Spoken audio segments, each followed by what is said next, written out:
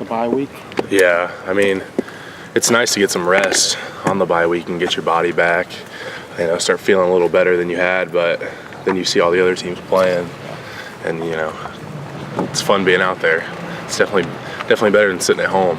So, is there any danger of you losing? I mean, you guys have been on such a roll offensively. You've had 2 bye weeks in that spell too. But I mean, is there ever any chance that you can kind of lose that rhythm that you build up, tempo that you had before the bye? Yeah, I mean, I think there's always a chance for it, but throughout the bye week, we actually had everybody had really good demeanor, and I thought practices went really well personally.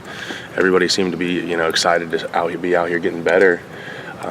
There's always going to be a chance for something like that to occur, but as guys have matured through the season and kind of, gone from rookies to now they're more veterans because they've played in a lot of games, I think they understand how we're going to have to approach preparation, just like with all the other games. How can this unit get better? What's that? How can the offense get better? I mean, we have been clicking a little more, but, there's times where we've not been as consistent. There's times where we haven't executed in the red zone.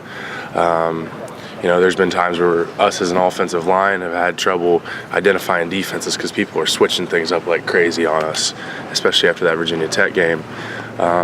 So people are just throwing all kinds of stuff at us, and I think we've done a decent job of figuring most of it out. As you can see by our offensive numbers, how they've gone. But there's always going to be room for improvement. You always want to give JT more time. You always want to get, a couple more yards here or there. And then I think executing in the red zone was one thing that I saw last week. Taylor, Coach Herman said you displayed more nastiness a couple of weeks ago. How much is nastiness a part of your success? How nasty do you have to be successful? I mean, that's just part of playing offensive line. Like, it's physical up there, and it's not an easy job description to move a guy as big as you against his will. So you got to go out there. You got to have that mindset, that nasty mindset. You can't play nice on offensive line. We don't position block people. We want to move people. So I mean, that's the name of the game. Coach Warner's always been big on high effort guys, and then he'll coach up technique once he can get that effort out of you. So if you can get all the guys to be playing hard, then you can coach up technique, and it's not near as hard because the mindset of how you play can cover up bad technique sometimes. Rutgers, what did seen on tape of them look like? They have a veteran defense, and they've played some pretty good games so far. Yeah, I mean, just like with any team we're going to play in the Big Ten, they're all going to have good players. They're all going to have solid players. We got into their defense, practicing against it a little bit in the bye week. We were expecting them to blitz a lot. We're probably expecting them to throw that bear cover zero at us too, because everybody's been trying it. So, we'll probably get more into their personnel today and later through this week. But, we can't overlook any team. You were a freshman, I think, when they announced that Rutgers and Maryland were joining the Big Ten. Do you have any idea of what Rutgers was, where they were, who they were? Have any impressions at all about them? I knew who they were, but I'd not seen a lot of them playing or anything like that. But, as I said, never want to overlook an opponent. Everybody's going to have good players. They have good players. So you just want to have that respect for your opponent, but also realize that if we go out and do what we're supposed to do, that's going to dictate how the game's going to go. Anybody else in that group step forward? I know we heard a lot about basically a group of 6 guys because of Chase kind of emerging there. Anybody else that you've noticed that might threaten to join that group here? There's been a lot of guys working through in practice, especially in the bye week, and whether that was coach wanted to get guys reps just to bring them along, or because they're pushing for spots, I have no way of determining that. I mean, that's for coach to say. I'm just worried about, if everybody, when they're in there, is playing hard, because that's a huge, you have to want to, and that's coach's call to make, not mine. Taylor, do you guys belong in the discussion of teams people are talking about as being, in that mix of teams that in the college football playoff? Do you guys belong in that discussion? We're just trying to go week to week right now. I don't think I would want to look that far ahead to anything like that.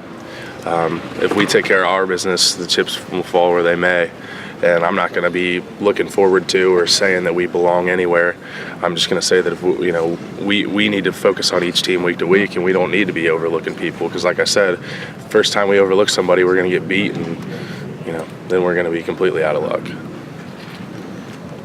Taylor, has anyone asked you to scout Rutgers? I mean, I'm sure you've watched some film on them by now. Yeah, we'll probably get more into their personnel and what we expect them to do this week, but we did do a little bit of their defense through the bye week. We expect them to blitz us a lot. We expect them to play that bear cover zero defense as everybody's tried to do.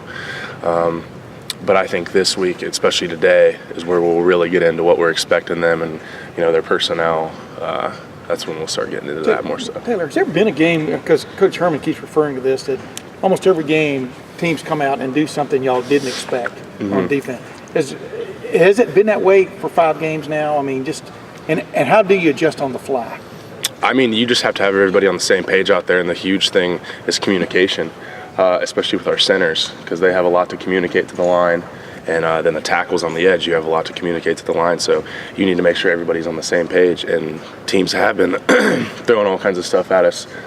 Maryland ran some defenses that I still to this day couldn't tell you what they were. They were just really hard to identify. And meaning what? I mean, from the front or from what they did off the front? The front and the types of blitzes they were bringing, their alignments.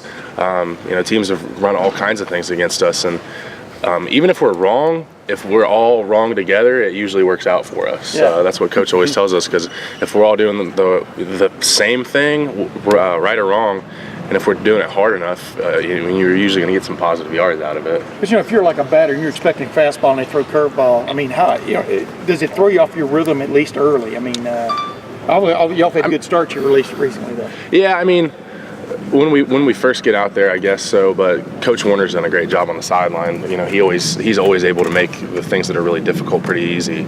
So he kind of simplifies them down for us. And then, like I said, we got Jacoby out there is really, really smart and just communicating there out on the line what to do. I was going to say, Jacoby has seemed to have been battling for his job for 6 months now and stuff. It looks like it's settled now to a certain extent. What does that do for the line to kind of know everybody, what the group is now? You know what I mean? Y'all had a quintet last year that didn't change. Right. I mean, I just think as long as whoever's in there is playing hard and giving their best effort, I mean, we're all a really tight-knit group. We do stuff that a lot of the other positions on the team don't do together, because if one of us messes up, we all mess up. So, it's not necessarily about that. It's about, is the guy in there giving everything they can and, doing everything to the best of their ability, because we're all brothers out there. So, I mean, I'm sure it's nice for him. Well, what does he bring to the table specifically? Oh, he's just a nasty kid. Like he's mean. He's really mean. Like you talk to him, he's the nicest guy in the world. Yeah. On the field, he's mean. He's scrappy, and he's really, really smart, really football smart, really intellectual, and that's a huge aspect that I like, because him out there calling the defenses and stuff like that. That makes me feel comfortable on the edge, because I know that he's going to get me in the right position, and then he knows that I can get him in the right position if there's something on the edge. Two more questions for Taylor.